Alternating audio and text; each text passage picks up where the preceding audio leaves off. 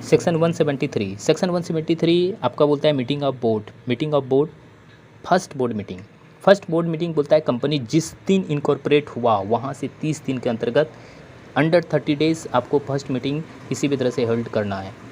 Subsequent board meeting कब होना चाहिए? तो पहला, every company shell hold minimum number board meeting of its board of director every year in such a manner that not more than 130 days. 120 दिन से ज़्यादा gap नहीं होना चाहिए दो मीटिंग के बीच में। सेक्शन 8 के लिए क्या होगा? तो बोला सेक्शन 8 के लिए मीटिंग जो है विद एवरी 6 कैलेंडर मंथ में हो जाना चाहिए, और इसमें गैप के बारे में बोला नहीं गया है। अब फिर क्वेश्चन ये आता है कि अदर कंपनी के लिए क्या होगा, जैसे कि ओपीसी हुआ, स्मॉल कंपनी हुआ, डोरमेंट कंपनी हुआ, या प्राइवेट कंपनी अगर स्टार्टअप है तो उसके लिए क्या बोला? तो बोला in case of above mention company it would be sufficient compliance if at least one board meeting is held in each half of calendar year, gap between the two meeting is not less than 90 days। फिर बात आता है कि board meeting कैसे हो सकता है? तो इन पर्सन हो सकता है, वीडियो के थ्रू हो सकता है, ऑडियो विजुअल मीन्स के थ्रू हो सकता है। अब बात आता है कि वीडियो कॉन्फ्रेंसिंग के थ्रू होगा तो चेयरपर्सन और कंपनी सेक्रेटरी इसका due care and reasonable care करेगा। जो बंदे बोर्ड मीटिंग वीडियो कॉन्फ्रेंसिंग के थ्रू लेना चाह रहा है तो उसे प्रीवियसली ही बोलना पड़ेगा कि हम वीडियो कॉन्फ्रेंस के थ्रू बोर्ड मीटिंग अटेंड करेंगे, और ये 1 साल मतलब 1 ईयर के लिए वैलिड माना जाएगा। नेक्स्ट सेक्शन है कोरम क्या है? तो बोला एक मीटिंग के लिए कोरम कितना होना चाहिए? तो बोला 1/3 ऑफ टोटल स्ट्रेंथ या 2 डायरेक्टर विच वर हायर। सेक्शन 8 के लिए कितना कोरम होना चाहिए? तो बोला या तो 8 मेंबर हो या तो 25% ऑफ टोटल स्ट्रेंथ हो विच एवर इज ले।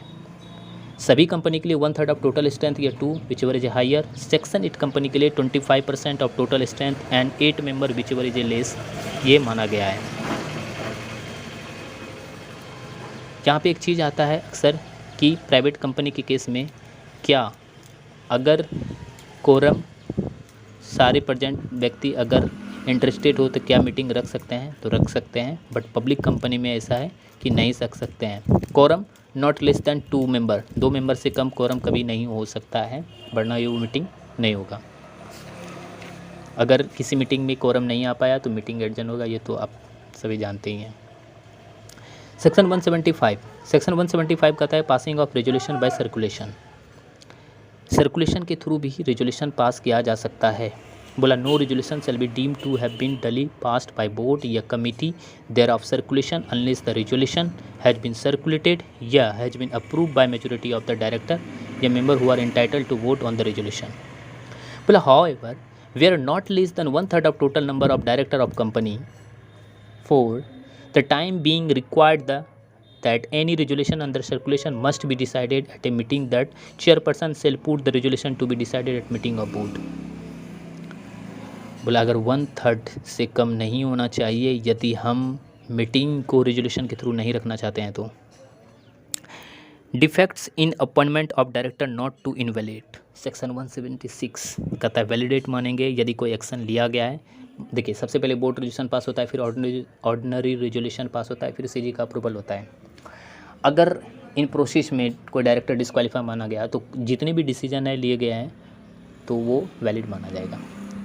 सेक्शन 177 ऑडिट कमेटी का प्रोविजन लिस्टेड कंपनी पे अप्लाई होता है and such a prescribe company पे होता है। ऐसी पब्लिक कंपनी जिनकी paid up share capital 10 crore या 10 करोड़ से ज़्यादा हो, टर्नओवर 100 करोड़ या 100 करोड़ से ज़्यादा हो, and public company having aggregate outstanding loan debenture deposit more than 50 crore, तो उस कंपनी पे लिस्ट ऑडिट कमेटी का प्रोविज़न अप्लाई होगा। अब कंपोजिशन क्या होगा, कैसे ऑडिट कमेटी का कंपोजिशन करेंगे? बोला audit committee shall consist minimum 3 director and majority should be independent director and chairperson.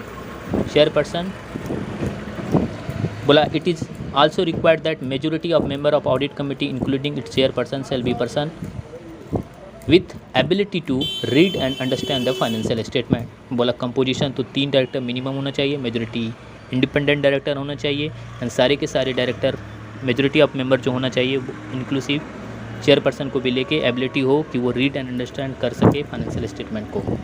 एक ऑडिट कमेटी का फंक्शन क्या होता है? एक ऑडिट कमेटी रिकमेंड करता है अपॉइंटमेंट के लिए, रेम्युनरेशन के लिए, टर्म ऑफ अपॉइंटमेंट के लिए। एक ऑडिट कमेटी का दूसरा फंक्शन होता है रिव्यू करना एंड मॉनिटर करना auditor independence and performance and effectiveness of audit process का। एक इंडिपेंडेंट ऑडिटर एग्जामिनेशन करता है फाइनेंशियल स्टेटमेंट का एंड ऑडिटर रिपोर्ट्स का। एक इंडिपेंडेंट डायरेक्टर अप्रूवल देता है एंड सब्सिक्वेंट मॉडिफिकेशन करता है transaction of company with related party का।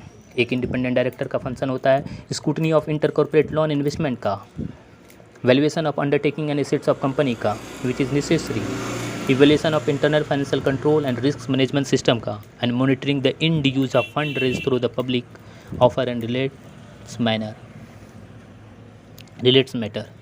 इसमें बोला डिस्क्रिशनरी पावर क्या होता है। बोला डिस्क्रिशनरी पावर एक ऑडिट कमेटी का 3 होता है। पहला है call for the comment of the auditor about the internal control system and scope of audit. एक ऑडिटर कॉल कर सकता है, एक ऑडिटर रिव्यू कर सकता है फाइनेंशियल स्टेटमेंट को before submission to board. Board को सबमिट करने से पहले एक ऑडिट कमेटी क्या कर सकता है, फाइनेंशियल स्टेटमेंट का रिव्यू कर सकता है। एक ऑडिट कमेटी में also discuss related issue with the internal and statutory auditor and the management of the company. Auditors का राइट क्या होता है? ऑडिटर्स का राइट होता है कि वो हियर कर सकता है ऑडिट कमेटी में जाके। ऑडिटर एंड की मैनेजरियल पर्सन को ये राइट दिया गया है कि ऑडिट कमेटी में वो बैठ के सुन सकते हैं बट वोट नहीं दे सकते हैं। डिस्क्लोजर इन बोर्ड रिपोर्ट, अगर बोर्ड रिपोर्ट में कभी भी ऑडिट कमेटी के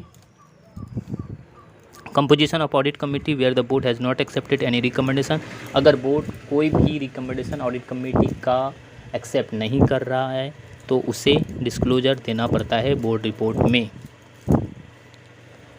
vigil mechanism section 177 section 9 and 10।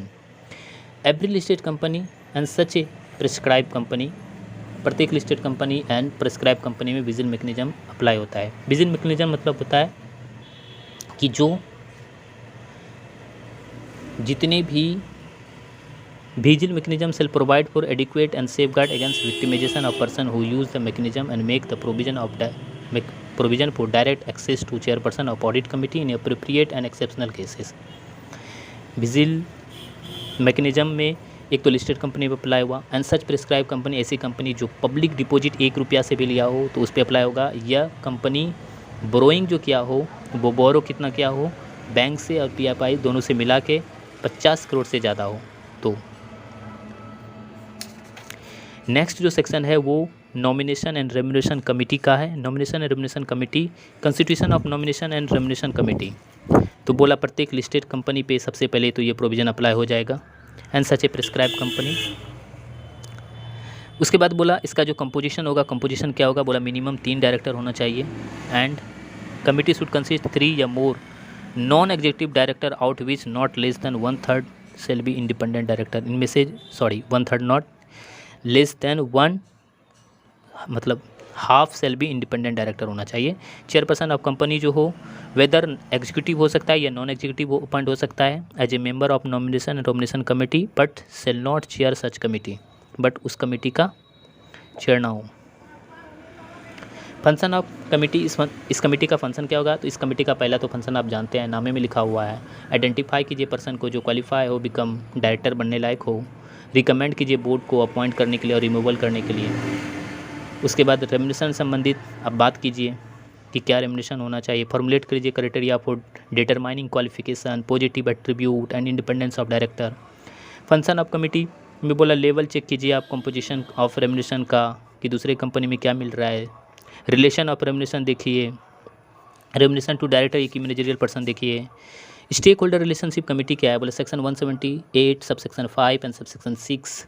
Board of director of company which is consist more than 1000 share holder and debenture holder, deposit holder and any other security holders at any time during the financial sale constitute the stake holder relationship committee consisting of chairperson who shall be non-executive director and such other member as may be decided by board.